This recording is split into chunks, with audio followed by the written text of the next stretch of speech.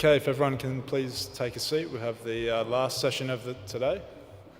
Again, we're very excited about this session, focusing on space industry. We've got a fantastic arrangement of speakers and who are very busy actually speaking broadly across the state about space. So we're lucky to have them here today and to have Yasmina as moderator again. So take it away. Hi everyone. If you were here this morning, you would have heard me talking. So I'm an astrophysicist from Monash University, and my interest is in habitability of places like Moon and Mars, and I'll be moderator with our lovely panel.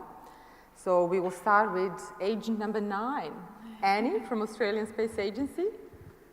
Annie, would you like to say a few words about your background and what do you do? They're all turned on. Thank you. So I'm Annie Daly. I'm perhaps the Chief Operating Officer for the Australian Space Agency. I was the 9th employee of the Australian Space Agency. It only started on the 1st of July this year. But I'm an engineer by background and a very long-serving government representative that knows government and working through government. And our second panelist is Dr. Amanda Caples, and she also has a super cool name of Victoria Lead Scientist. So let's hear what that means. Okay, thanks Jasmina.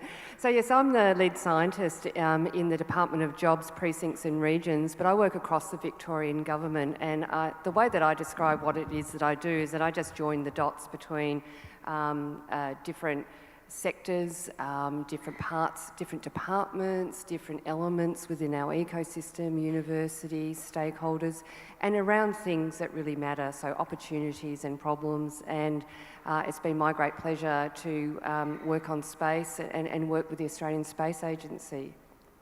Thank you. Next speaker is Kerry Doherty. She wears many, many hats while trying to finish her PhD at the same time. She has written amazing book called Australian Space, which you can buy afterwards if you haven't bought it already. So Kerry, tell us all about you. I don't think there's anything left to say. Yeah, so my name is Kerry Doherty. I am here today representing the World Space Week Association, of which I am a board member and have been associated with for 30-odd years. But the rest of the time I'm a freelance space historian, curator, writer, and lecturer for the International Space University and struggling PhD student. And next speaker is Rosie Tasker. And I have to read this title. It's Tastronaut. Can you tell us what a tastronaut is? I respond to whatever. So Tasker is, I think, how we normally go, but yeah. So I'm a bit all over the place. I was actually a musician, and then I moved into anthropology and public health and environmental science research overseas. And then when I hit the space industry, I ended up doing anthropology-based research, space medicine. My research has spanned brains in space, fungi in space, indigenous astronomy, which is really awesome, and remote sensing. I also run a comedy show in Tassie, and I'm training to be a commercial astronaut, and I've completed... yeah, just off-site, kind of, on the side thing. Yeah, on the side. Trying to be an astronaut. Just on weekends, training to be a commercial astronaut. And I'm actually really excited, because there's 3 Australian-based Australians that have done the scientist astronaut training in Florida with this program, and all 3 of them are in this room today, which is, I just realised that. That's awesome. Yeah. Aussie rules. You can have the panel back now. No, that's okay. So we'll start with Annie and presentation from Australian Space Agency. Great. I think we're going to sit down here and to be a bit more engaging, and by all means, I'm excited. Firstly, isn't it exciting we finally got an Australian Space Agency? It's only taken about 60 years and we might be a little late to the party, but it doesn't mean that we haven't been around for a while. So Australia was actually the 3rd country to launch a satellite. So after Russia and the United States, we were the 3rd country, and we actually launched a lot of satellites from Australia in the 1950s and 60s. So whilst we might have not taken the chance to coordinate ourselves back then, it's really good that, you know, we're 8 months old now and that the Space Agency is here for what is called Space 2.0. And I might just take this opportunity actually to show us our brand, which was only released in December. So if you can just do the quick film clip, please.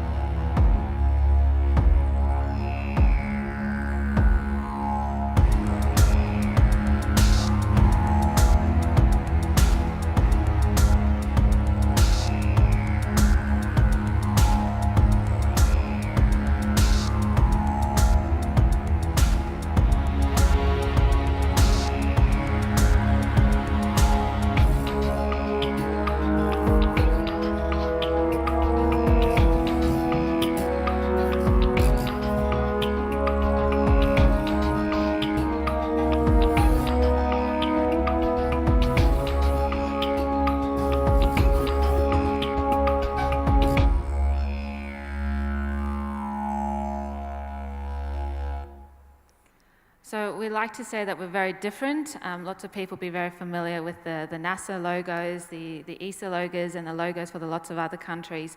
But Australia is different. We're not a NASA, we're not an ESA. We don't have $20 billion to run our industry, and we really wanted to make this uniquely Australian. And it's very exciting that we can also incorporate the world's oldest astronomers as part of our brand and our image. And it's not to be undone by the fact that we do have those that wonderful history, and we can look at the past and the future as well. So as I said, I'm look after the operations for the agency, and I know that there's lots of people who are always excited about jobs, so I'm also the HR person, the finance person, the government person to have a chat to afterwards.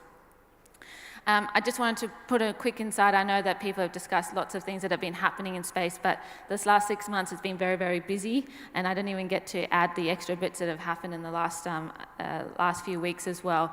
But it definitely shows that the space is now normal operations. There's so much occurring in it, and Australia actually has an important place to participate. I wanted to make it very clear what our purpose was. Our purpose is very much about transforming and growing a globally respected industry. It is very much centred around the global economy. The current economy is about $4 billion and about 10,000 people, and we have in our purpose to actually grow that threefold. So in 10 years' time, we're going to make it a $12 billion industry with another 20,000 jobs available, and that's a huge growth for any type of industry to actually achieve. Now, the other part of this is that we also want to inspire and improve the lives of Australians by taking into or getting into the space industry.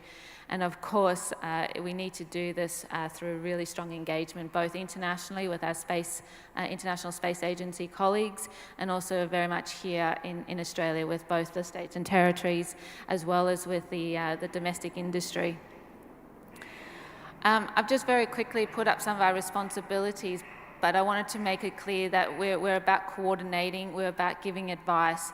We're also about actually trying to lead the international civil space agenda here from Australia. So that's one of the things that people really needed when the decision was made to actually establish the Australian Space Agency, was that lots of businesses here were like trying to do individual agreements internationally, and lacking that Australian coordination made it really, really difficult.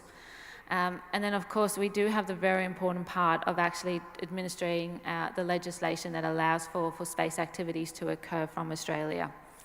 That very last line is an incredibly important line, and it's part of my personal KPIs, and that's inspiring Australia and getting the next generation of the workforce. So people that are going to be working in this industry in the next 10 to 15 years are people that are going to be doing jobs in that I can't even imagine what they will be just yet, but it's going to be exciting.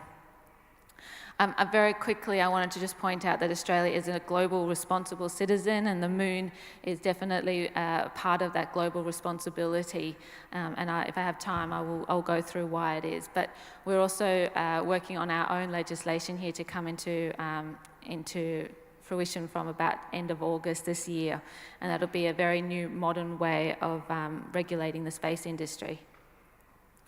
Very excitingly, whilst we might be only 7 months old, we've achieved a lot. So on the launch licenses, just to give a sense of scale, prior to the agency starting in the last 5 or 6 years, there were less than 5 applications for launch licenses.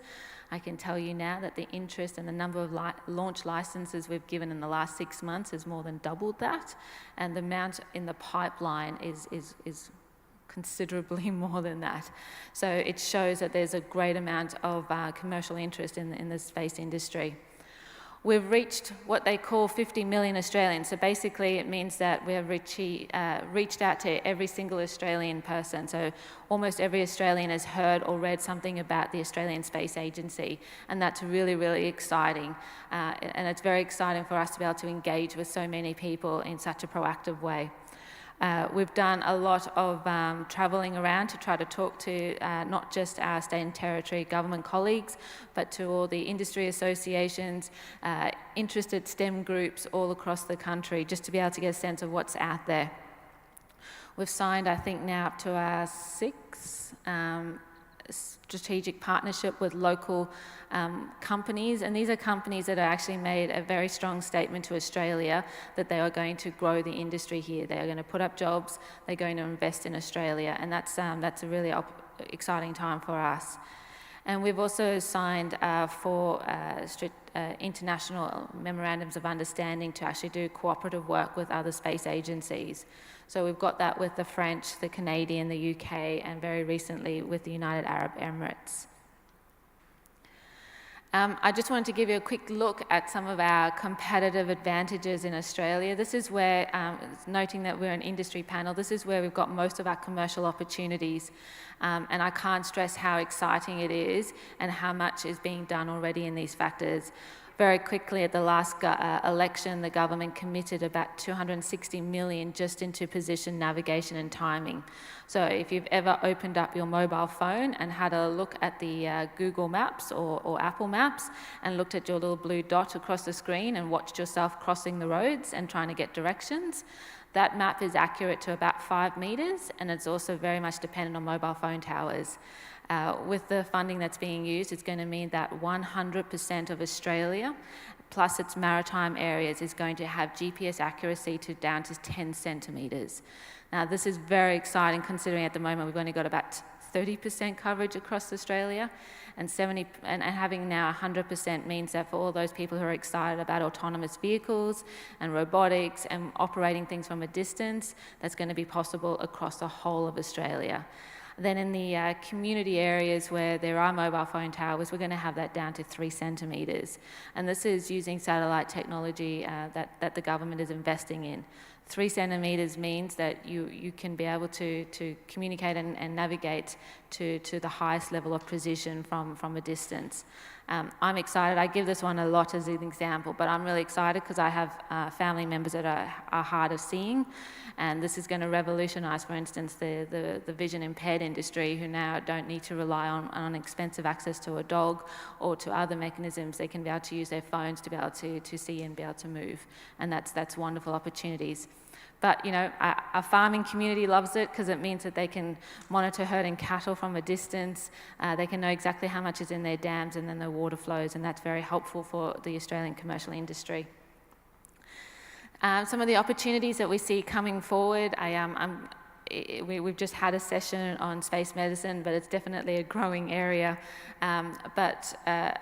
The role that Australia and space, particularly in the mining industry, has obviously got very strong capabilities here. And I just wanted to throw up where we see some of the commercial opportunities coming through. What's happening over the next 6 months is that we're establishing our location to our headquarters to be in Adelaide, but we're a national Australian space agency, so we're working really hard now with the states and territories across the country to bolster and support the growing economy across the states. We're about to hopefully release our strategy, our 10-year strategy, and that's got some exciting opportunities looking in the future. And I also wanted to pull on the fact that lots of people come up to me going, when are we going to get an agreement with NASA or ESA? And I can tell you that we're working really, really hard on those are government agreements. Those are big companies to have an agreement with, and it's not as simple as signing a piece of paper. But very quickly, because we're all here to know about the moon and what we're doing in moon. So one is that now that the Australian Space Agency is established and has got a reputation as being a formidable player in the space, we have a table at the seat for most of the international lunar-related activities. So for instance, on the moon race, we're part of the advisory committee now that's going to be looking and monitoring projects that are being done through the moon race. On the NASA Lunar Gateway projects, we're actually part of one of the organising committees, because we're one of the partners that NASA would like us to be involved, and we're right there at the start to be able to see what we can do, and particularly where we can work with companies. I know NASA has recently given out agreements to 9 organisations, and Australia is working with one of those organisations about doing missions to the lunar. And of course, we've got the Moon Treaty, which we are a signatory to, which means we're going to look after the moon and not to take over it and colonise it, except for peaceful purposes. But what we're doing is that before we didn't have a seat, and now Australia definitely has a seat, and it's recognised as a player. And the most importantly is that we're now one of the global players that can participate. So I think that's it, and thank you very much.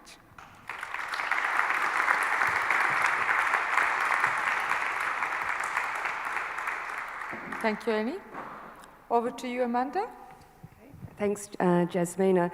I'd just like to begin by not only acknowledging the traditional owners of the land on which we're meeting and pay my respects to their elders past and present, but also to particularly acknowledge the Office of Other Spaces and the Moon Village Association for putting on this event today. I think it's really important that we engage with the community, and that, as you've heard from Annie, is a key priority of the National Space Agency, or the Australian Space Agency, I should say. So it's great to be with you all here today. And I think I can say from a state perspective, I've observed through my recent engagement with space-related agencies the impact of announcing that we have an Australian Space Agency has just opened the door for all Australians to participate in the international space economy. The NASAs and the other agencies have seen it as a commitment, and it doesn't matter whether it's this big or that big, the fact that there is a commitment is really, really significant. I'd also, so first of all, I'd like to say that Victoria, of course, is interested in being involved in the space economy, and we are an engineering state, we're a manufacturing state, we're a medical research state. We are also a mining technical services state, and a state that depends on agriculture and is concerned about its environment. And so I think, as Gordon said earlier, space is as much about what it tells us about Earth as it is about the potential and the answers that we can glean from deep space exploration. So there's a satellite photo of Victoria, and one of my slides will talk a little bit more about how we're hoping to get higher resolution and even more informative pictures of our environment.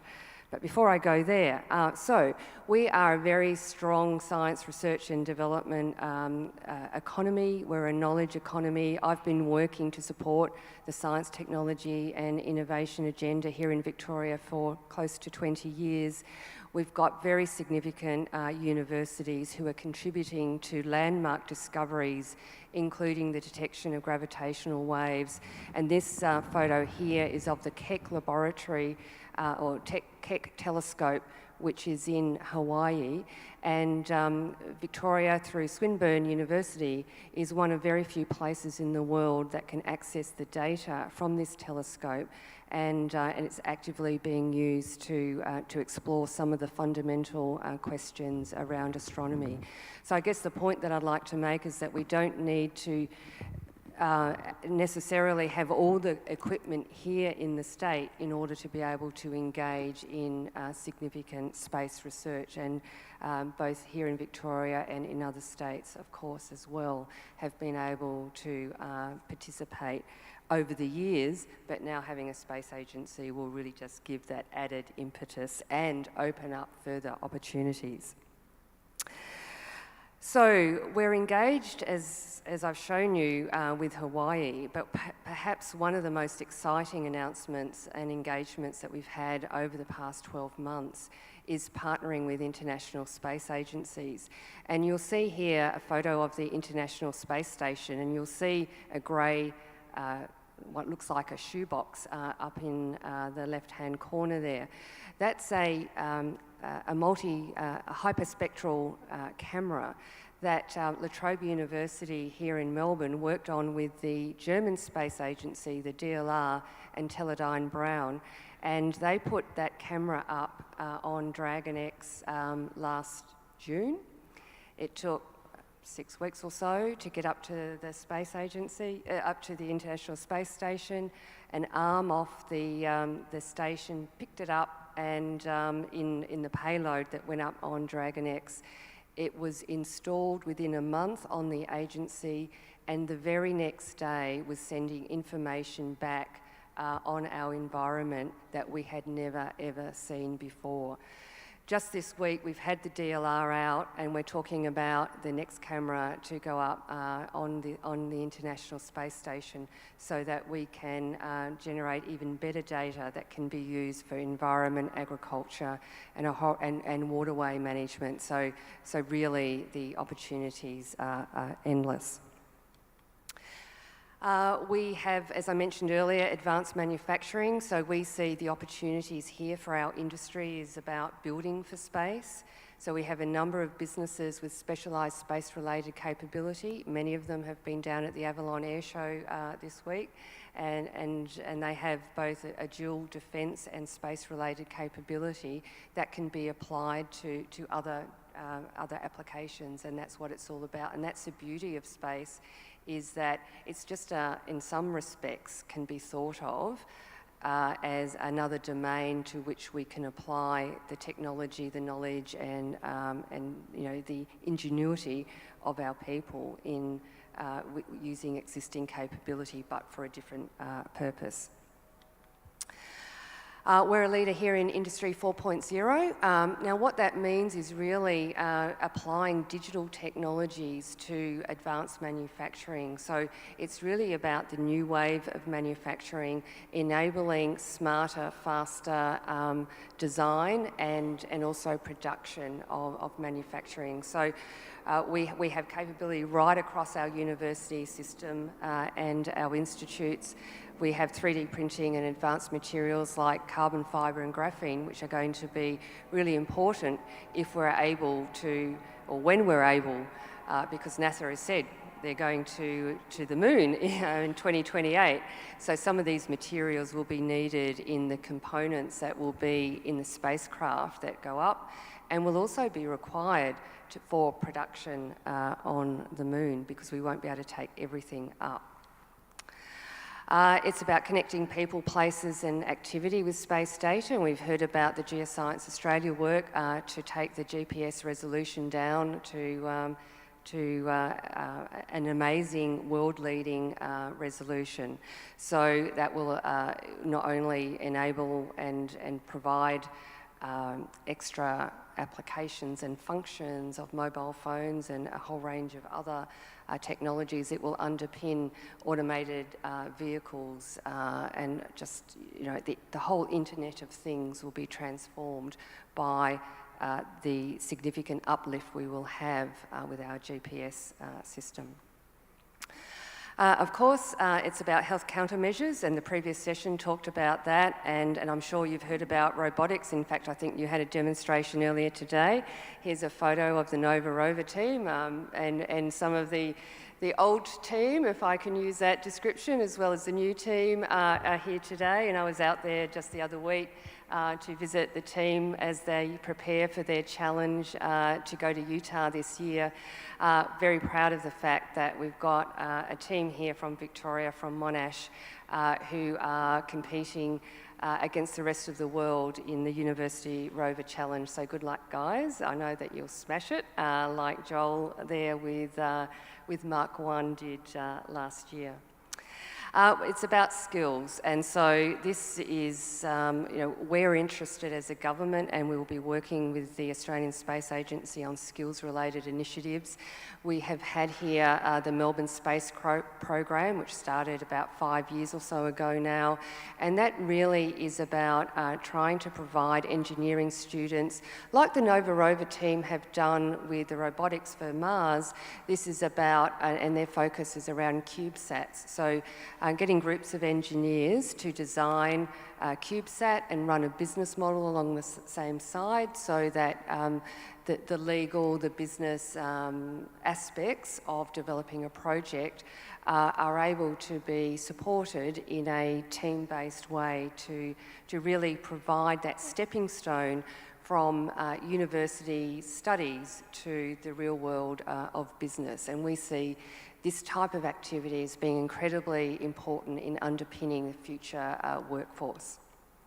And of course, it's not only about university students, important as you all are, it's also about inspiring the workforce of the future at a much younger age. And we've been very fortunate here in Victoria to have the Victorian Space Science Education Centre, which is taking years 7, 8 and 9 students through the centre. It's a full mock-up of mission control.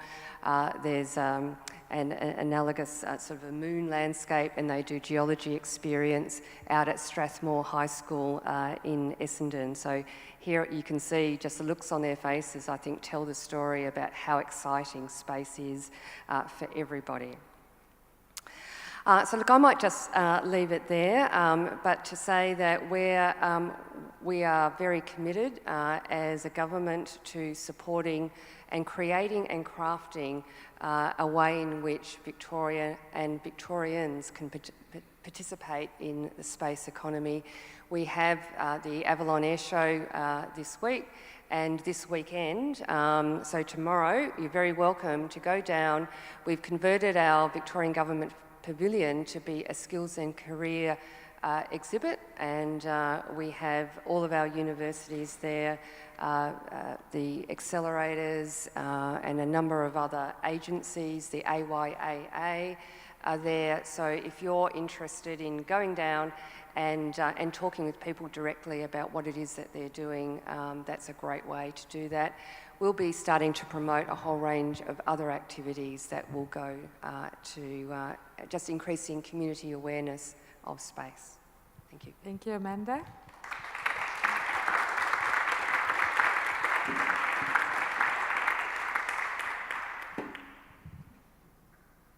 On to you, Kerry. Okay, we got our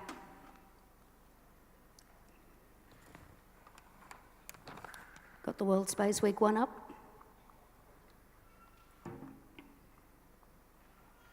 you seeing it up there? I'm not seeing it down here. Ah, there we go. Okay, so yes, I'm Kerry Doherty. As I said, I've been a board member with the World Space Week Association for many years. And if you're wondering what the World Space Week Association is doing at this event, and particularly on an industry panel, firstly, we're here because the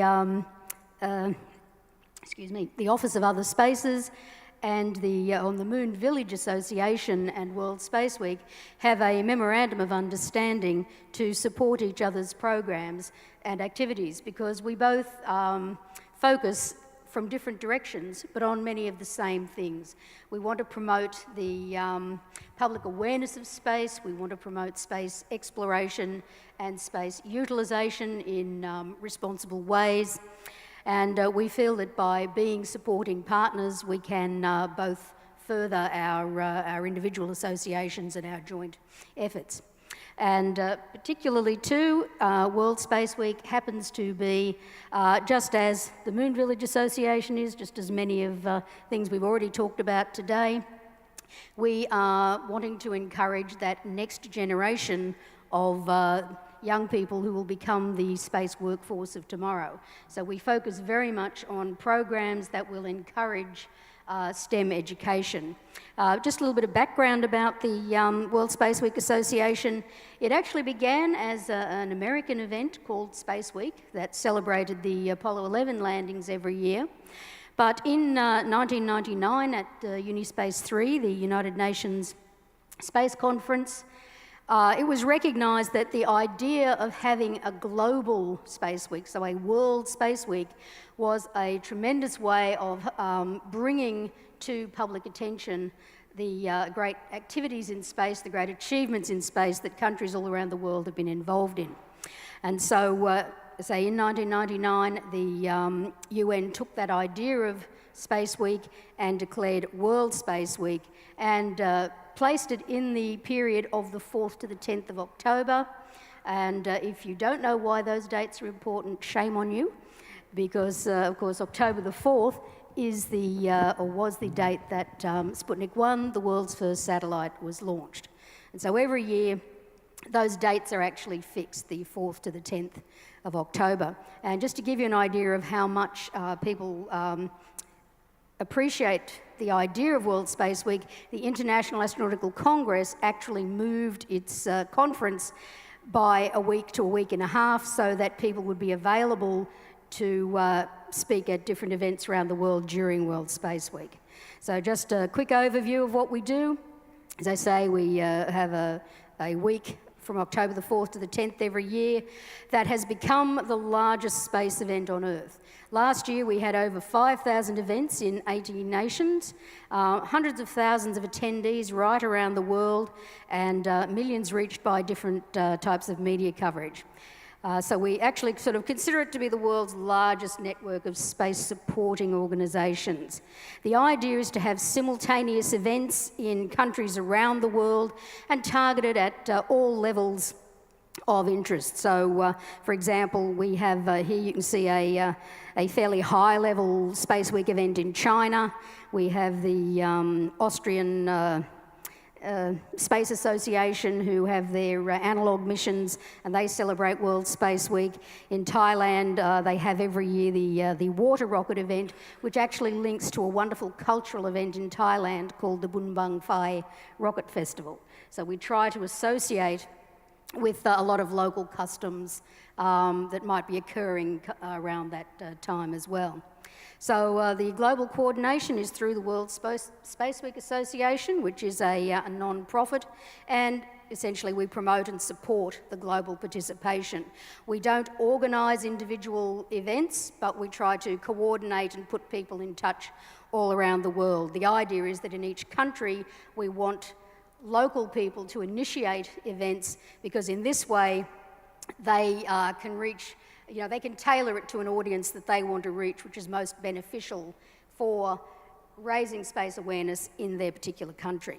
So we have individual organisations who coordinate at the national level, and Rose here is in fact our Australian national point of contact, and she's soon going to have some social media web pages up for the association here in Australia, so that you'll be able to sort of contact us locally. So as you can see, we have a range of event holders, schools, space groups, government organisations, a lot of industry groups around the world, astronomy clubs, museums and so forth.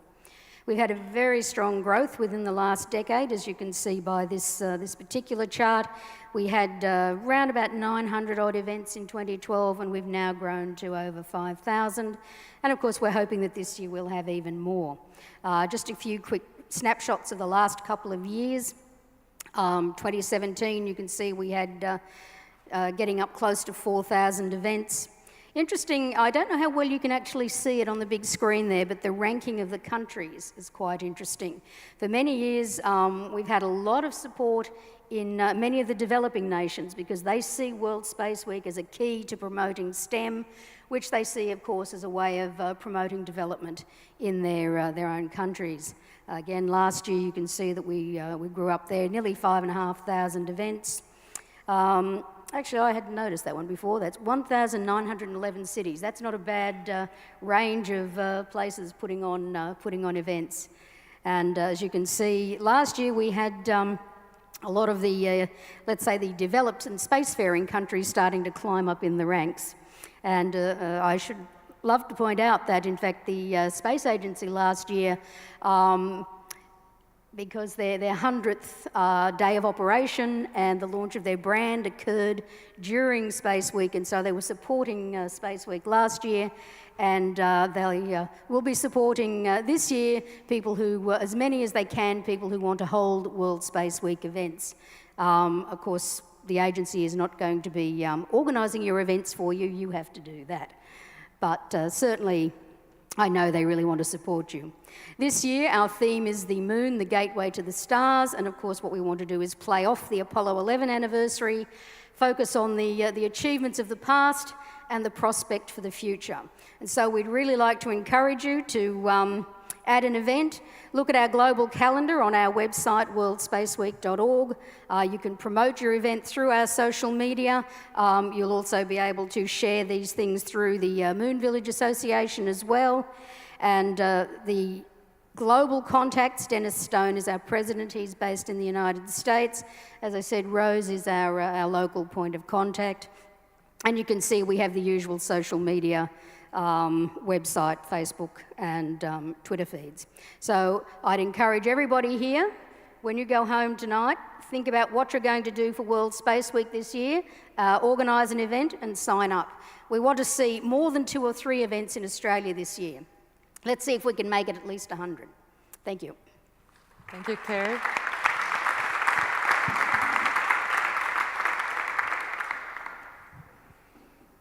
And to you, Rose. Okay. So I'm not getting to talk about what I do very much, and I've somehow ended up getting to be your friendly neighbourhood careers advisor for space today. So we'll see how we go. We've got a lot to get through. I may not get through all of it, but we will see what happens. So I've tried to be funny and punny with how do I launch a career into space. You can giggle later. Thank you. All right, so let's get started. Raise of hands, who has thought about at any point or still wants to or maybe dreams about it quietly in their rooms, who wants to be an astronaut? Raise of hands. Yeah, I was hoping someone would put their hand up because then we'd be in trouble. So there are several ways that you can become an astronaut, but you might be looking a bit like this, thinking, what do I do? This guy's a bit worried, I think, so let's move on. Or not. I've skipped, my slides have bothered up again. All right, so I had issues with my slides, so we'll just kind of improvise a little bit. So there are a couple of ways to become an astronaut. You can buy a ticket, be a tourist, go with SpaceX, go with Boeing, go with Virgin Galactic. I'm trying to remember all my names here. You can participate in a very exciting but questionable competition like Mars One. Or you can go through an agency like NASA, through Roscosmos, through the Chinese Space Agency. You have to be a citizen of those countries. Or you can become a commercial astronaut. And the way that commercial astronauts work is that it is really expensive to train astronauts. So essentially, what will happen is these astronauts will already be trained. So if someone needs to hire a scientist or an engineer to do a specific task in space, it's already paid for pretty much, so they can send them up. And that's what I'm trying to do, and that's what quite a few people in the room are actually trying to do now. I think I had a lot more to say on that, but I can't really remember because my slide's gone. In terms of becoming an agency astronaut, currently you need to have a bachelor's degree in science or engineering. Those are the rules. Hopefully that will change. They did do a teaching program years ago with NASA, but unfortunately after one of the shuttle disasters that was closed down. I'm trying to think what my slide said, unfortunately. Unfortunately, with NASA, I haven't actually checked the ESA ruling, so maybe someone who's worked for ESA recently can let me know. Unfortunately, if you've had treatment for a mental illness or are currently getting treated, you are disqualified from becoming an agency astronaut. And that could be problematic. It could stop people from seeking treatment if they want to become an astronaut, but that's a whole other topic. Hopefully those will change. We don't have the same sort of rules in commercial astronaut training, but you still need to be mentally sound, you still need to be ready to go. But what it comes down to, if you want to become an astronaut, you might have the best resume, you might be the perfect candidate, but it comes down essentially to two things. The first one is, do you have the skills that they need for that specific mission? They might need an engineer for a very specific piece of equipment on the International Space Station. They might need a doctor for that mission. If you're not one of those, it's unfortunate, but that's just the timing. The other one, which is, how do you figure this one out? I haven't figured this one out. You just got to hope that you're a likable person. Because it's just, do I want to go to space with you? That's it. That's what it comes down to. If it's between you and another candidate, this is mostly agency selection. It's just, do I like you or not, pretty much. Are you going to be good to go with in an isolated space for a long time? Are you going to be annoying? Are you going to freak out in certain situations? Are you just going to go on everyone's nerves? Or do you just not fit in with the current dynamic of the astronauts that are up in whatever mission you're going on at the time? That's it. What if you're a scientist or an engineer? So we're going to move ahead. There's plenty of other careers, obviously. Otherwise, what would we all be doing? This is Vera Rubin, who discovered dark matter. Pretty badass, I think, for a woman. Or just for any scientist, actually. That's pretty amazing, right? So if you're a scientist or an engineer, engineering is a pretty good field to be in because there's a lot of engineering jobs in space, but they're very, very competitive. And unfortunately, a lot of those jobs are in the US, and you need to be an American citizen because of the military, I've lost for words. Well, it falls under defense, so you have to have the clearance. Yeah, the clearance, thank you. So you have to have certain security clearance. They don't want to share other space secrets. Everybody knows what's going up in space. What's that about? So what if you're not, and if you're a scientist, you've got lots of pathways. You can go through university, get your PhD, stay in a lab there. You could start your own lab, or you could go get a postdoc at one of the space agencies. The European Space Agency and NASA have some really awesome postdoc opportunities. Still very competitive, but if you've got a pretty cool project, or a pretty cool idea, or you've made some good friends over there, it's a good place to be. These are just some of the companies that are active in Australia at the moment. Most of these are only hiring engineers and computer scientists. I really encourage everyone, despite their background, to learn a little bit of coding. Like, it's very, very valuable. You might, if you get stuck for a job but you can code, you might get some part-time work. It's just a really valuable skill. That's one thing I definitely encourage. What if you're not a scientist or an engineer? What if you don't even like those fields? What do you do then? Well, fortunately, space, there's roles for everyone. They need retail assistants. I met a girl who loves cake, but she also loves space. So her goal is to become the person who creates cake that you can eat in space. That's it. That's all she wants. Because the meals that they eat on the International Space Station, they're not that great. She wants to be able to eat something really good when she goes up there. But the thing that I'm finding with these sorts of roles, actually Alice Gorman is a really good example of this. She's a scientist, but she's in a more humanities field. She's paved her way as Dr. Space Junk. She's proved it can be done. A lot of the people that I've seen working in these creative art-based fields, they've gone out, they've found the opportunities themselves, and it's a big struggle for a long time, but it's worth it. And that's the one thing that it comes down to, it's always worth it. I'm running out of time, I'm sorry. I've lost my train of thought so many times. This is not how I wanted to go, but I'll try and be quick in these last few slides. So I wanted to touch very briefly on what it's like to be a woman in the space industry. The stats currently say that only 25% of women make up the aerospace industry. What that covers is still a little bit vague depending on what report you look at. Maybe they're only looking at engineering and scientists in certain companies. Those reports aren't very comprehensive. But what's more troubling is when we look at those, when we pull those stats apart a bit more and start looking at individual fields, so electronics engineer, astrophysicists and things like that. That's when there's less and less women. So overall, there's 25% roughly. But when we look at those individual fields, we're looking at 15%, 17.5%. And unfortunately, that hasn't really changed in the last few years, despite efforts that have been made in the space industry. And yes, there is absolutely issues of sexual harassment in the space industry, which is unfortunate. The astronomy sector a few years ago got caught up in this. I'm not going to go into it because it's a whole big of a conversation. And it's something that really needs to be worked on. But there are things happening. But on the other hand of that is that people are overwhelmingly supportive as well. I have amazing female role models in the space industry, and the women there they want to help you out. So if you do get if you're finding yourself working in the sector and you get a bit stuck, reach out to someone, reach out to a woman who's working there, and I can guarantee you almost entirely they'll be willing to help. What if you're Indigenous? Or what if you're a person of colour? Or what if you're non-binary? What if you're disabled? These are all issues that are overlooked in the aerospace industry, and they need to be fleshed out a bit more. We need to build policy around that. But there are people from all these groups that are working in the industry. There's a black woman who works for SpaceX who I'm very good friends with. She's killing it. Like, she's doing amazingly.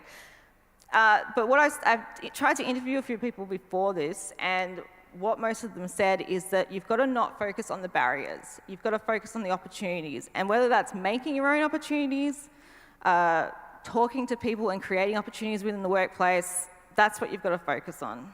I've probably been very vague, so if people want to clarify with me later, please do. I'm just very quickly wrapping up, sorry. These are a couple of sites, organisations, if you're not quite sure where to start. So if you're a young person under 35 or a student, the Australian Youth Aerospace Association is a really good start, as is the Space Generation Advisory Council. And I'm not saying you have to love them, I'm not saying they have to be for you, but they're an excellent place to start. They do some awesome things, and they'll definitely guide you in the right direction. But if you're not a young person, and even if you are a young person, you can look at these places too, you're not limited. International Space University runs some great executive programs regardless of your background. Mark and I did a course with them there were artists there were doctors, there were lots of people, lots and lots of people. But I noticed when I was trying to come up with this, and a lot of people asked me, where do I start with a space injury? So yesterday, I registered this domain, and it's not active yet, but in the next couple of weeks, I'm going to put this up and try and put everything up there for where you can go for ideas of support or organisations that you can reach out to for information, or if you're not sure what career you want to take, etc., etc. Quokka Space. If you just Google Quokka Space, that does a similar sort of thing, but I'm hoping this one will be a bit more comprehensive. And I was supposed to talk to what's life before and after the Australian Space Agency. So very, very quickly, I hope some people get that. Like, Scott Kelly went to space and grew 2 inches. So yeah, okay. So before and after, not a lot has changed, but also a lot has changed. So I could go into the reason why, the efforts that were made around the Space Agency to begin with, but what I think is really important right now is that everyone here is in a very unique opportunity to start showing the Australian space sector what sort of space activities we want to happen in Australia.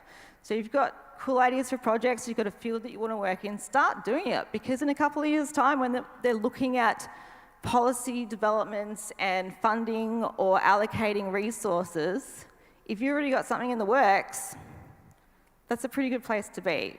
So that's just something to think about. So I feel like I rushed through that, probably babbled a lot, gone over time. But yeah, feel free to come and clarify. Thanks. Thank you, Rose.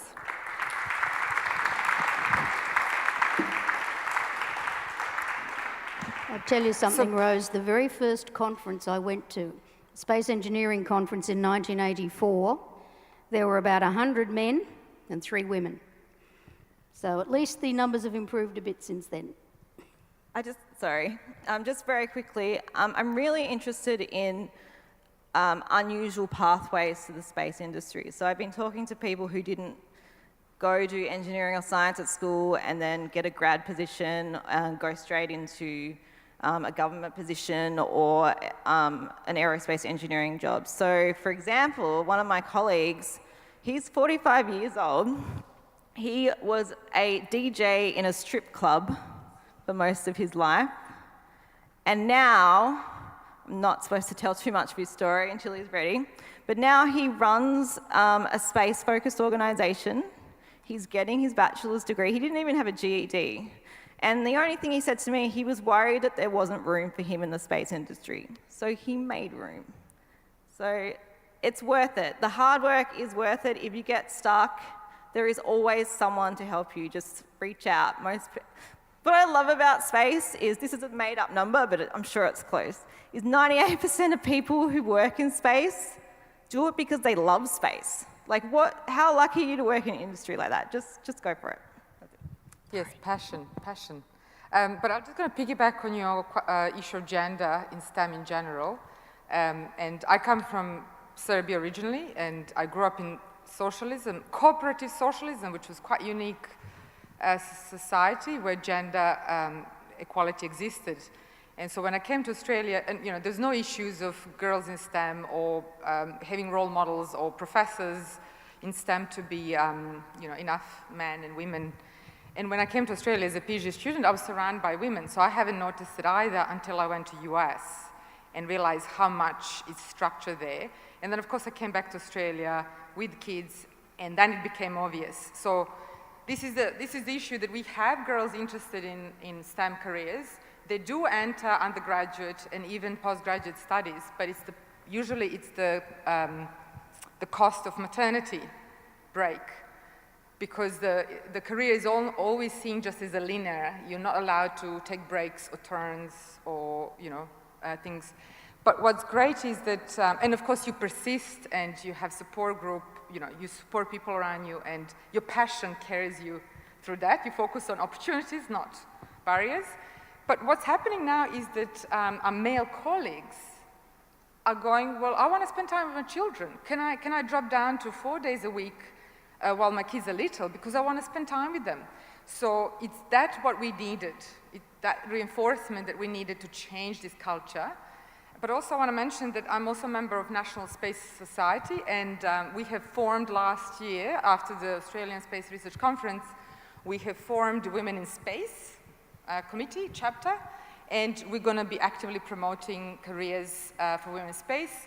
And as soon as we formed, the word went around, and various associations of women in aerospace industry and other contacted us, and especially Careers in Space, which is an Australian company, but they actively promote careers, women applicants to the companies. So hopefully that will kickstart some of that retaining women in space industry as well. Okay, should we open, we can talk about this forever. Should we open the space now to the audience? Question there? Hi, thanks for that. That was really interesting. I'm actually from Matters Journal, and a lot of what we are concerned with is storytelling and the importance of actually communicating to the public things that they didn't know before. And it was really interesting to know that not many people perhaps in Australia feel connected to space exploration because they're just not really aware of our involvement with it. So that was really interesting. My question was around the demographics in a space society or an interplanetary society. So say we do settle Mars. Do you think there's a specific type of person who would actually have the capital and the skill set to be able to go to Mars in the first place, and how would that shape the society that we form there? Would it be more homogenous or maybe more egalitarian? Would somebody like to answer that? I'll have a go. I think it will very much depend on who it is that starts that settlement on Mars. Whether it's a private company, whether it's a space agency, and if it's a space agency, you know, whether it's the Chinese Space Agency or the American Space Agency, because they're obviously going to have different approaches to what they see as the makeup of, you know, the astronauts they want and the roles they want them to fulfill. So I don't think you can give a single hard and fast answer, because it will really depend on how that actually progresses. You know, if it's a world cooperative effort, that's going to be different from if it's a single nation or single agency effort. Anybody else want to? Yeah, I'm happy to say. So I think we've got plenty of time to think about it. Because when you do think about it, it's not until you do that you realise that in order to establish a society on Mars, where do you get the infrastructure? So there's going to have to be a fair amount of infrastructure that's needed to be built before that's going to be a reality. And sort of working back from that, you know, so there will be, and the only way that really makes sense to do that is to utilise robots, which is why there's such an interest in robots, et cetera, et cetera. So, and of course we've got human shielding, or radiation shielding, not only of the equipment, but also people in order to survive on there. So I think we've got time, and it's a really important question to ask, and that's why I think the institution of ethics and looking at the legal aspects of colonisation, or even just exploration of outer space, is so important, and it's something that I certainly, and I don't know, Annie, whether you're able to comment on, but NASA and other agencies are starting to lead that work, knowing that, and the good news is that they recognise it's something that they need to get ahead of, and are starting to explore and engage with the public on these questions. And what's interesting, I have an online course, open free course, MOOC, about how to survive on Mars, and it focuses on science behind it. We made it so that we inspire mostly high school students to stay with science, and showing that science is about, we understand science challenges, but we need to develop technology. And it's interesting because it's through Future Learn platform, which really focuses on learners learning from each other a lot. And we run it now 4 or 5 times. Every time learners bring up, because they research their own articles, we provide some and we ask them to search for some, and they find and conclude how to send women in space will be much more efficient. And a research paper just came recently, a month ago or so, again saying that women can actually bear these space travel much better than men. We can have doctors comment on that. But it sounds like a lot of data points to the fact that women will have to be significant contribution. And NASA is definitely working on that. They have now their 8 female recruits, and they're definitely saying, 4 of these women will touch Mars at some point. China certainly has a lot of female astronauts, so I think it's becoming more, we don't want to see just men touching, leaving the steps on the moon and Mars. I think that we'll definitely see some female astronauts as well. Thank you all for sharing your thoughts and insights. This is a fascinating session. My question perhaps goes to our luminary from the Australian Space Agency. Given your insight into the strategy of the agency, and given the inspirational nature of human spaceflight, when do you think the first Australian astronaut will launch? You mean Australian astronaut that didn't have to change its citizenship? Correct. I would always like to say that our strategy is going to take into account the fact that the inspiration piece is always to have humans in space. And I don't think that the Australian Space Agency is not going to have that as an end goal in our strategy. So we're excited about it. It's definitely, I have to temper the enthusiasm of our politicians who love to say it quite quickly, but our strategy will work towards that. And that is something that it can't be done in 5 days, like it takes some time to do it, but we're not limiting our sites. What I find quite interesting is that Australia was actually offered associate membership, I think 5 times, and they turned it down for various reasons, which would have made it easier in the long term if we wanted to send someone to space. But that said, you still have to fork up the money for it. So that's 75 million US at the moment, just for the seat. That doesn't include your training. And so the government has to convince the public that that's a reasonable expense. And we're having enough trouble convincing the public that having any sort of space activity is a reasonable expense. So it's an awesome endeavour, and that would be really exciting, but it will be interesting to see how it goes, yeah. Any other questions?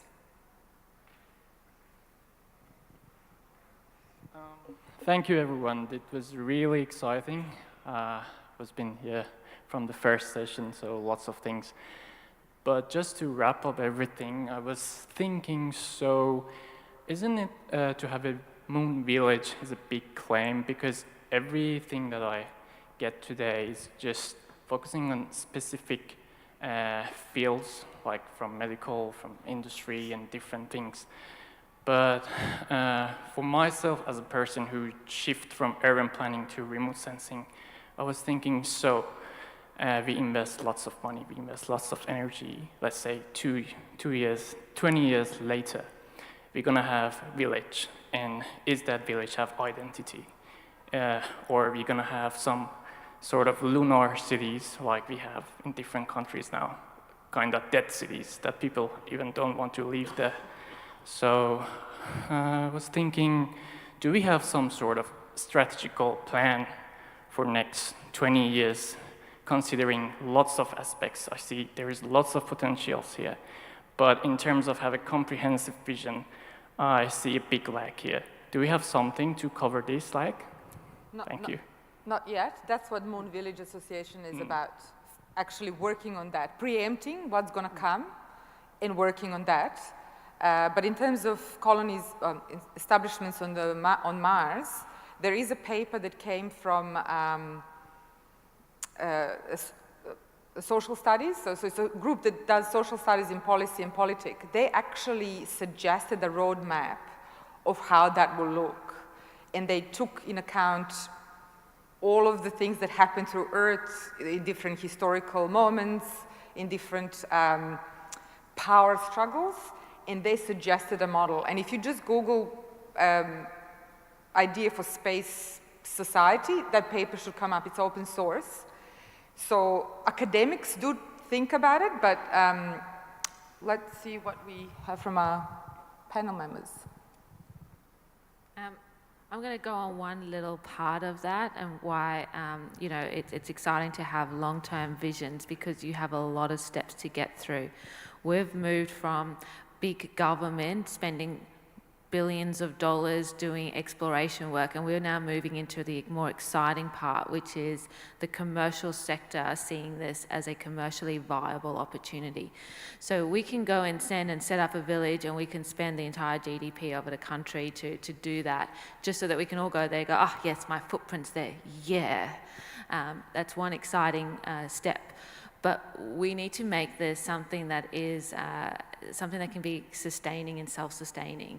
And one of the ways to do that is to make it so that there's a real commercial agenda and opportunity.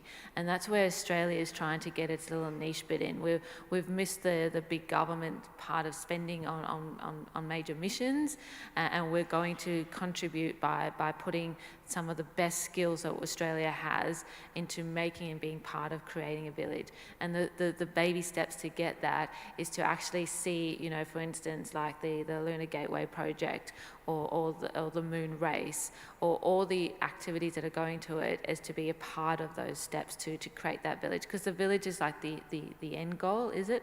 But, you know, your village is going to be constantly expanding and will change. And the thing that we're excited about in the agency is that it's going to be the commercial sector, and it's going to be people like people here that see a great vision and an idea and can make it a commercial reality to make it real, and to say, oh, there's actually a very good reason that we should go there beyond just, you know, the scientific outcome of the excitement.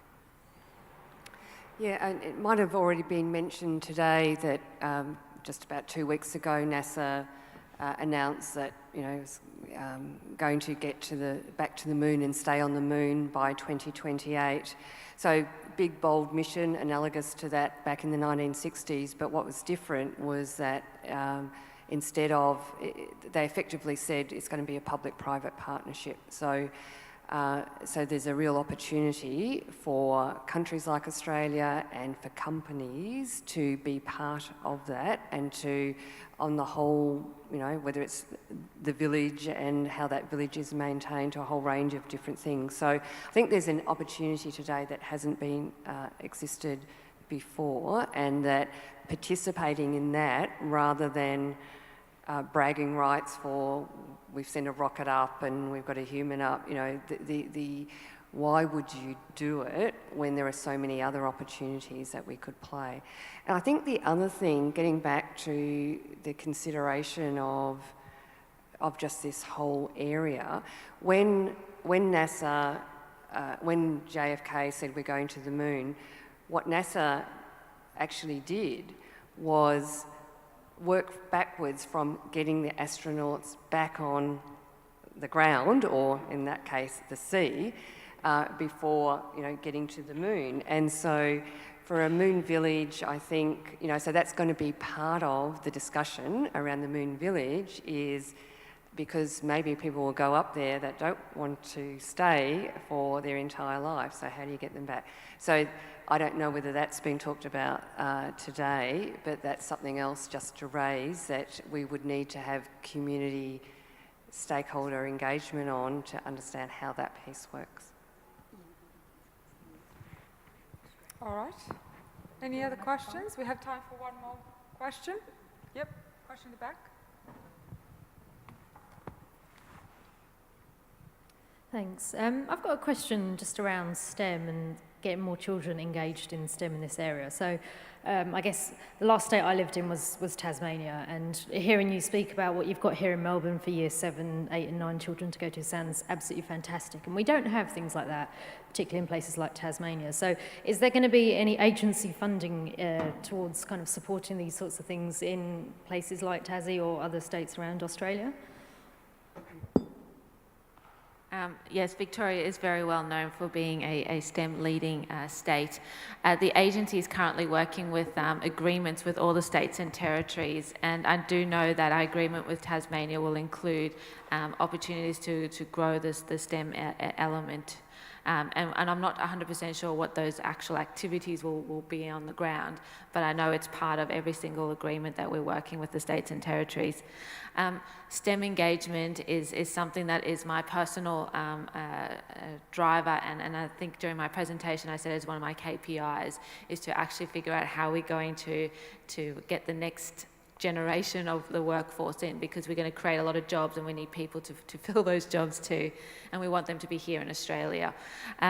We are looking at it. We don't have our STEM strategy. It's one of the many strategies that are going to underpin our broader strategy. I'm very excited though. You're going to find that inspiration piece is not just going to be an added on priority. It's going to be one of our pillars to really hold up the industry. And we're going to need to work with all those organisations that have been put up on the screen to find out which is the best way to direct it. We do not have huge amounts of money, and we're not here to replicate what the education department should do and what the private sector should do and what not-for-profits are doing. We're there to try to coordinate and make sure that if there's gaps, we fill them. And if there is a gap in Tasmania, then I'm interested and we'll find a way to fill it. But also, I'm from Tassie, And my team's working really hard to try and bring Tasmanians to events on the mainland. Andrew is here today as part of one of those projects. It's not much, but it's a start, and you know you've got to start. That's just it. And there are Tasmanians in the industry. There's quite a few I've run into, so that's something to be proud of, I think. Just to say, I think in the short term too, you shouldn't overlook the resources that you actually have in Tasmania. Don't forget, you've got a fantastic resource in the planetarium at the Queen Victoria Museum in Launceston. And what a lot of people don't realise is you've also got a very interesting resource in the Grote Reber Museum, which is attached to the University of Tasmania Radio Telescope facility. So these are things which don't cost a lot of money to get your students to, and they can be, very inspirational. And this is where, say, in this short term particularly, when there's not a lot of money around, grassroots things like World Space Week, where you work within whatever budget you've got, whatever means you've got, but it gives you access to resources that you can parlay into the budgets you've got at home in Tasmania. You know, there's lots of ways. You don't have to wait for the government handout to start grassroots STEM encouragement. I also wanted to say that last year I was approached by a teacher from Launceston, one of the Launceston College. I forgot now what the name of the college is, but they looking into building something like VSEC, like our VSEC Centre. And so they're talking to VSEC people whose job now is to go and help other areas to develop something. Because as you probably know, sometimes when you're building something for the first time, it costs more money, and then you know how to suggest people to build something on a smaller budget. The other option is we have John Monash Science School that is on the grounds of Monash University, and it's a first STEM specialized school. Students from anywhere in Australia can actually take classes from year 10 and 11 where they're facilitated by teachers and students from John Monash School. And I'm working with one of the teachers to actually build like a Mars base, open-ended unit, project-based, which then we can have stakeholders and they can talk to industry, they can have mentors from industry. So, and of course, VR is another thing. We're developing a lot of VR. We have Opaque Space, which is Victorian from Melbourne. They built whole lunar base that you can see in ScienceWorks until April. So VR is another option to have a shared resource that any students can use. Kings Meadows and Launceston College and Prospect High School, and I've got a list of all done space-based activities. I'm doing primary school visits soon. If you want to get in touch, I can give you a list, and it's a start. We might have ideas to build on it more, but there are some great challenges run by the Space Agency, both NASA and European Space Agency, that schools can just jump on board with the resources they already have, and they're challenge-based. You do, there's a whole sorts of things. You can build a habitat, design a habitat, you can design the robotics one. There's a Space Apps Challenge, which you get in a team, and people are delegated to do things as much as a logo. Sorry, logos are very important. I cannot stress enough how important branding was, despite how I just said that. I'm so sorry. I do branding for companies, so I'm very sorry I said that way. But yeah, so logos, so artists, engineers, they get the whole team together. So there are opportunities, and this is the frustration that a lot of people I've had, and I probably wasn't very clear in the presentation because I was all over the place, but people just don't know where to start. But once you can start, it opens up. It's a whole big wide world. So. Well, don't forget to now with the connectivity we have all around the world, you can actually, in a classroom in Tasmania, you can be connected to the Powerhouse Museum in Sydney or Questacon or the National Space Centre in Leicester in the UK, and actually have your classes participate virtually in programs right around the world. So, there's a lot of options there, as I say, that don't really need you to have to outlay a lot of money in the first place. Yeah, we run a Skype for scientists we could go on, couldn't we, with all the things that are available. But like I said, if you don't know where to look to start with, it can be a bit... So once you do know, it's just, there's a lot of possibilities. And there's different budgets. But that's the thing, a lot of those things don't require additional resources except for people's time, which is a valuable resource. Can I do a shameful plug? But yeah. The Australian Space Agency, due to popular demand by the public, insisted on us doing merchandise. And we actually launched our merchandise on Monday. Yeah, actually Monday this week. So it hasn't even hit the shelves yet in the public domain, but you can order it online. And if you're at Avalon and you do go to the Victorian stand, you can just do another 10 metres to the Australian Space Agency stand and to be able to get a discount code to get out. But the reason I've said that is that we're actually partnered with Questacon, which is a national science and technology centre that does go around the country, and all the additional funding will go back into education and research.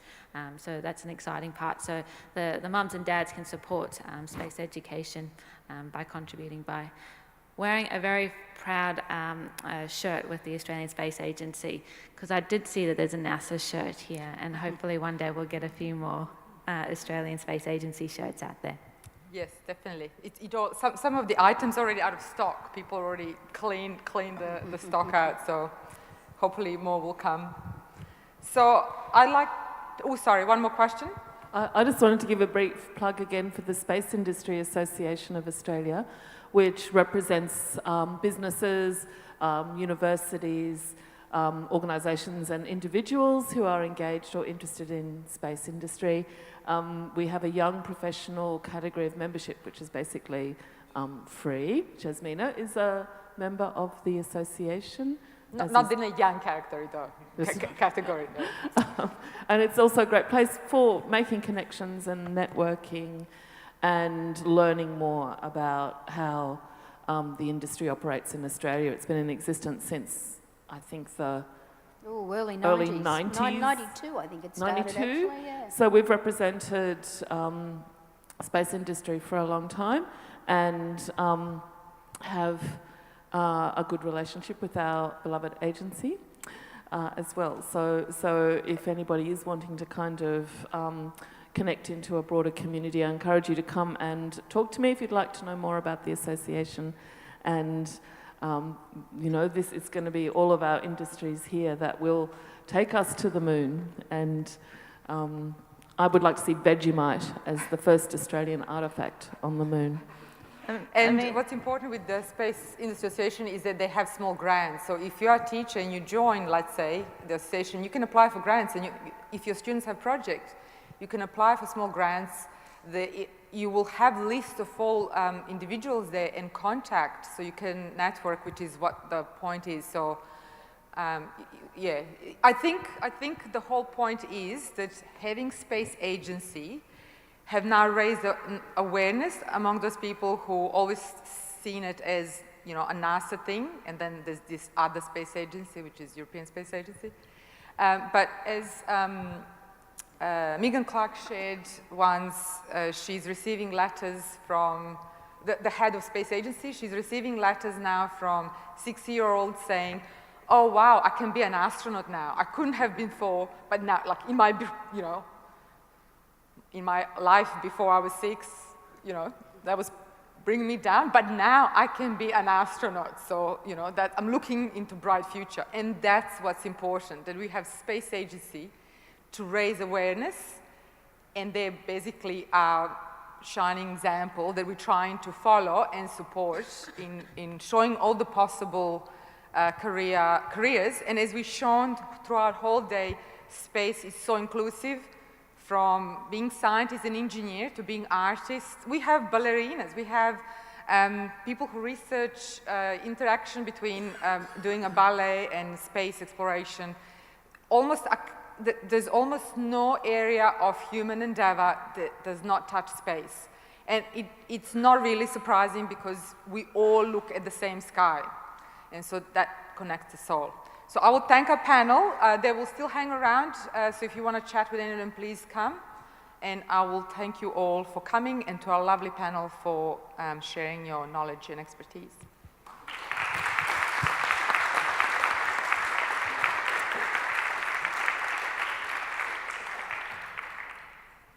and Thomas and I will now give a summary, or just me, apparently. Okay.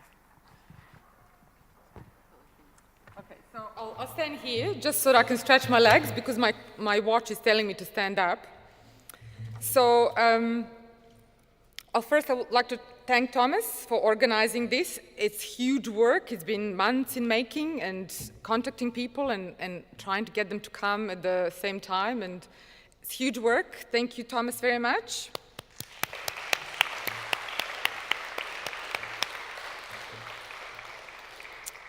So our first panel was on environment, and I think it was a very clear message that everybody on the panel felt very strongly that whatever endeavor we do on the moon have to be respectful to environment. It have to be respectful to people we send there. We talked about not using terms like colonizing Mars because although there are no natives to colonize there, which was bad in any Earth's history, there's also colonization also carries baggage of actually exploiting those who are sent there. So of course that's a very clear case in Australian history where the convicts were sent by just, stealing a bread. They became convicts to be sent as a cheap labor. So we all talked about this although some people say, well, we don't think of colonizing as that. It's a term that does carry some baggage, and we talked about how we should be more inclusive and start talking about space exploration or setting up a base and things like that. We have shared ideas that we should not conquer the pristine regions of the moon to fit our ideas of the city or a base, but that we should follow the natural, the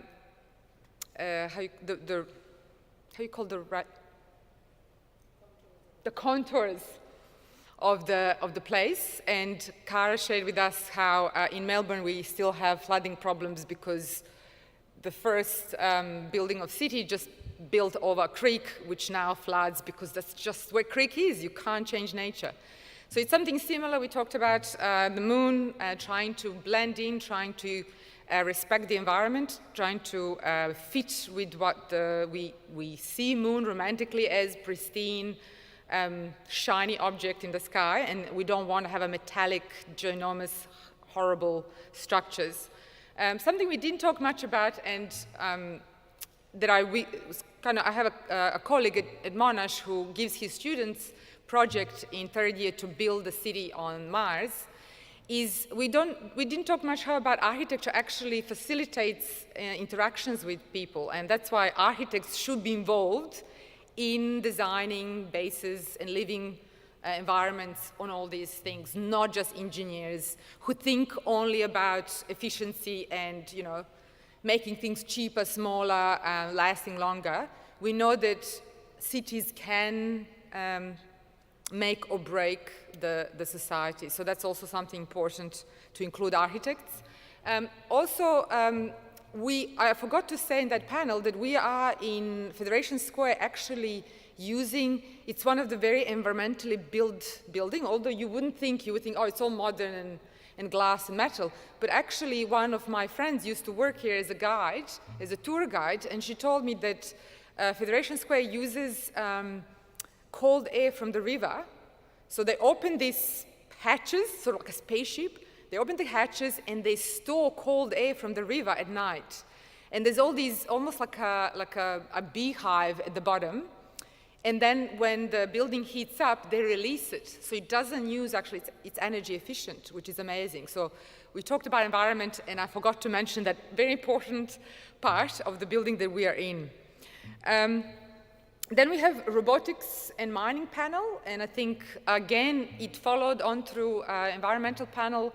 Everybody was talking about wanting to be environmentally savvy and aware, and not wanting to exploit, but just utilize what resources are there. And we also learned that there are not too much resources on the moon, and therefore we probably won't run into a risk of abusing it and exploiting it too much. but we want to set up basically like a spaceport there where obviously it will be easier to launch rockets to Mars from Moon rather than from Earth. And so, but as we learned, the companies were very aware that it's not. We heard that there's a Moon Treaty being revised to actually include some of the things so that nations like US and other ones that haven't signed it because it doesn't allow for economical exploitation can actually sign and actually do that in a sort of way that doesn't allow any single country to get rich. We learned from Carlos that there's this idea of returning 5% royalty to UN, which then feeds it into nations which just developing their space program. So there's UNOSA, which is UN Office of Outer Space, and one of the agenda is to make space available for everyone. And they actually have, similar like our Australian Space Agency, they connect countries who are just developing their space program, where countries like US or European Space Agency will go and train their engineers how to use space satellites. They will use data from NASA's satellites to observe their environment. So it's really, UN sees this. It sees space as development for everyone, for the whole humankind. So as long as we obey and listen, the experts, and of course the space law is quite old, so there's a lot of lawyers now working on actually making a new space laws and treaties. So that's good. We learned from Nova Rovers that 5 students in a little garage can make a miracle in a few months. And something that they didn't like to brag about, and which I know as a person who works with them, is that they are unselfishly sharing this with high school students and primary school students. They underload their studies so they can dedicate, they do this all on their spare time, and their science, most of them are double degree science and engineering students. That's a lot of work. And on top of that, they go and build rovers in their spare time. And on top of that, they go and talk to a lot of young kids and encouraging them to build rovers. And they show their team is amazingly diverse. There's a medical doctor, there's mathematicians, there's, name it. There was a lawyer. So everybody can belong to space. So I think it's a great message. So yes, I think we saw from all our speakers on that panel that space is very inclusive, different professions, different ages can engage with space industry in any way, and even if you don't want to be part of the industry, you can still enjoy, you can still be follower and enjoy of what that brings. Then we had one interesting question from the audience is whether some of the timelines that we're going to establish Moon Village or Moon Valley in terms of iSpace, are they realistic? And we heard answers that, well, if you don't plan, nothing will happen. So whether it happens right at the time when they predicted, or 6 months earlier, or 6 months later, or 5 years later, it doesn't really matter because we know problems occur. So as long as you have a goal, what you're working towards, and you have momentum, that's all that matters. Then we had a medical panel. And sorry, I had a lot of notes in the lunchtime, so I'm trying to find the panel. Okay, so we had medical panel, and again, very, very interesting panel, and this is something that I think majority of audience could relate to because it deals with a human body, and everybody concerned was always and is that humans are fragile. We are not built for space. We have evolved on Earth to work with this gravity, with this atmosphere, with this pressure, and if you put us in space, we don't work quite well. But it's a challenge, and just because it's a challenge doesn't mean it's unsolvable. So we heard from all the speakers from different aspects, biophysical and mental as well. All those are important. We have some studies from International Space Station, from remote areas, remote research units. So we have idea of what can happen, But as Dr. Gordon Cable said, until we actually have people living on the moon or on the Mars, we won't know fully. So this is for the brave souls who, like Andy Weir's Martian character, for brave souls who know what the risks are and are prepared to take them. And so those first astronauts will provide data on which basis we will make other adjustments. Reading an article written about Rose, I remember how she was surprised that spacesuits, when she went for her training, the spacesuits didn't really evolve that much from 1969. And of course, they didn't have to involve them because there were no astronauts sent anymore. So European Space Agency have actually kick-started a little bit of work on that. So it just goes to show that if momentum is lost, then no progress is made. But as we learned from some of the presentations, there are type of suits that can help us sort of with a muscle loss or other issues. Operation is very difficult, so don't get sick or we'll just shoot you out through the airlock and save food. Don't have babies because that would be unethical because we don't even know can they grow. So things like that, you know, there are some restrictions, but then again, we know now with the modern society, there are people who don't want to have babies. And so it's not unheard of now to think of somebody wanting to go to space and not ever have children, and they don't feel, you know, us feeling sorry for them. So, of course, you know, they will have a lot of children from Earth bugging them all the time on their way to the moon or Mars. So how do you go to toilet? How do you brush your teeth? And so, yes, they will have, you know, a little bit of kids' curiosity to answer. What was interesting is understanding some of the psychological effects that also audience asked a lot. And as we learned from our experts, they all probably coming from the fact that our brain actually physically changes, gets compressed, the fluids move. But then again, until we have more data and do more studies, we won't know. So that was a panel on medical aspect of space. And I forgot to mention that every panel until then had something to do with songs. So it looks like we have managed to blend art and science very well. And then we had our industry panel, and oh, sorry, I forgot to mention that there was an issue raised about OHS, which is very topical because I just did my OHS training at that work that lapsed. And as we learned from most of our speakers, it's when we think of space, it's always about reducing risk. And so one of the ways to do that is to have autonomous rovers. And as we saw from Quinn's story demonstration, astronauts will be in Gateway, NASA's Gateway program, astronauts will be actually spending time inside, and they will autonomously, they will drive a rover from safe space. And then Nova rover is actually building exactly rover like that, because the mission that they're building rover for says that that rover is a helper to an astronaut.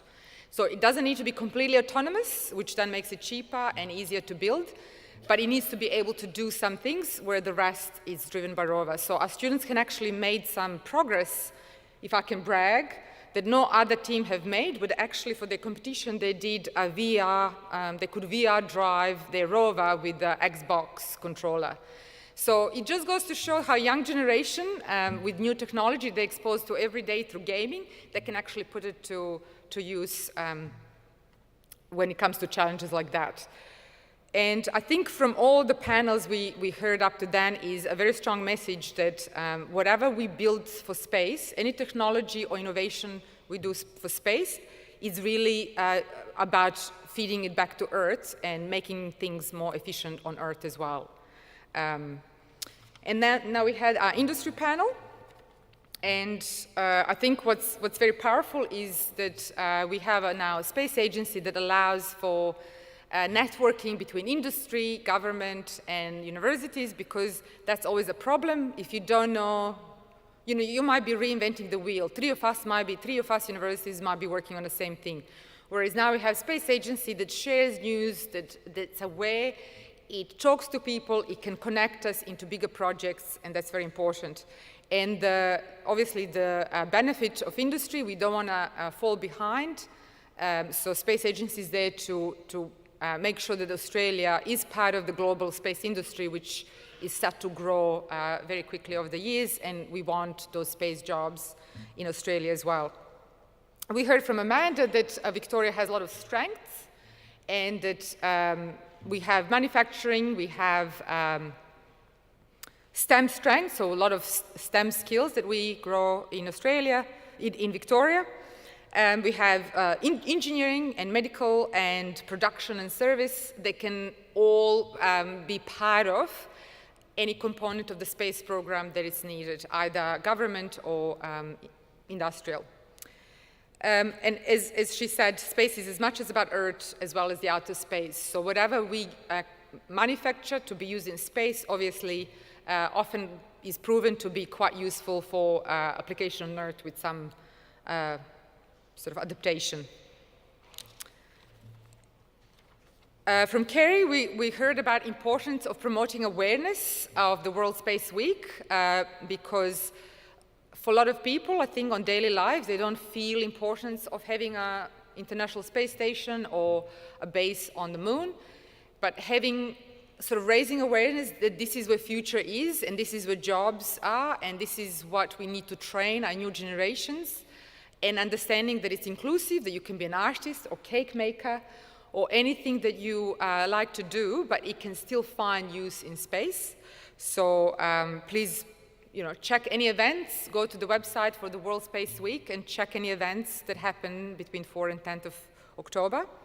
And if you have idea but no resources, please just contact coordinators. They might actually have free resources to give you if you need some simple lab equipment or something. We have some of the air rockets, those water rockets sitting, and we never use them. We bought them once, used them once. So sometimes just asking, you will be able to get some resources to run the events. And from Rose, we heard about Friendly Guide of Becoming Astronaut, and she promised us a website in which we will see step-by-step different scenario by which people can become astronauts, which is again very important because there used to be only one path, and that's going through government space agencies, but now we actually have industry that's looking for commercial astronauts, and she knows a lot about various aspects of that, so she will share that through her website. And a very interesting question about demographic in space that we heard about if STEM, if science and engineering is so man-dominated, and on average 75% of those jobs are going to men and about 25% to women. We also hopefully share with you that will hopefully change in the future. The whole society needs to change to enable that, but we have now allies who also want life-work balance. And so hopefully there won't be any more a boring linear trajectory of progressing through those, but it will allow for various chaotic, messy careers to lead to space careers. Because it's ultimately about skills you have, not about whether you have done these things in the 10 years continuously. So it's about skills and passion and commitment that people show that ultimately gets to be appreciated. And you probably are aware that there's a lot of articles now where they say the big companies don't care anymore about academic transcript. They care about more those, they generally call soft skills, but we like to call them people skills. And that's creativity, being able to work with others, teamwork. Because if you have diploma from university, of course you have that skill set. You wouldn't have gotten that diploma.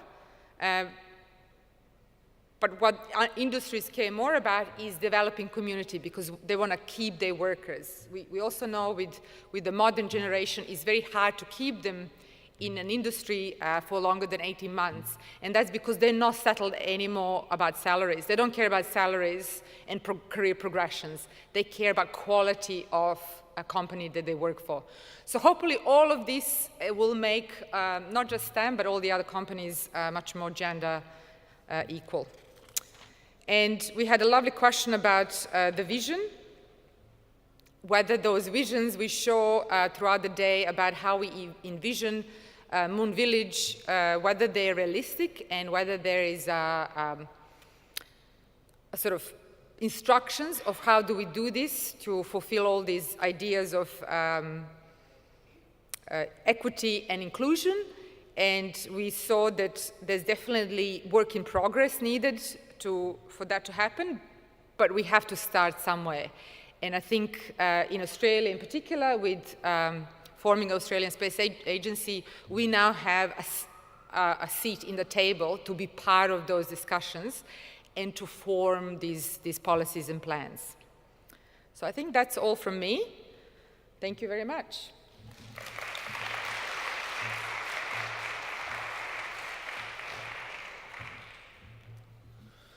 Okay, just be quick, but just wanted to close the event for the day. And yeah, it's just been a really fantastic day. Thanks everybody for coming, and particularly wanted to thank all the speakers who have given their time today to make a really big success, talking about the topics we have. I think it's been a little bit unique in parts, but the great thing about the space industry is there is a lot of passion and this willingness to give. And so please help me thank all the speakers and moderators.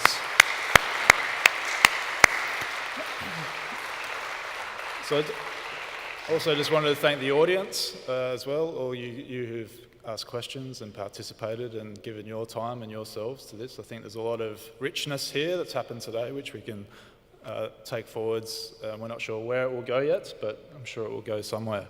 Thanks to all the volunteers also. You know who you are, who have helped make this happen. Thanks to the Space Association of Australia up the back of the stand, and Ash for recording video and audio. We will get this online, and we think some of these conversations need to get further reach. And I just want to say this doesn't happen by just myself, but Office of Other Space has a great team down the front here, and we have spent a long time. I just want to thank particularly Bonnie Lester, young landscape architect, who's helped in this part. Thanks, Bonnie. And look, we are non-space actors, traditional Office of Other Spaces. We fuse landscape architecture with satellite remote sensing, and we're passionate about landscape. But you know, we draw on space-borne technology to observe Earth, and I think that's going to, in the future, help us to inhabit Earth a lot more, what's the right word? Gracefully, intelligently, sustainably. So we think that we've really held this space for that reason, and we want to thank you all again for coming, for our speakers, and have a great night. Thank you. Thanks. Sorry, my summary, I forgot to mention archaeologists, space archaeologists, and we have the very big expert, Dr. Space Junk, with us. And it's interesting with my kids now, they're crazy about the Mortal Engines, which is the series of books.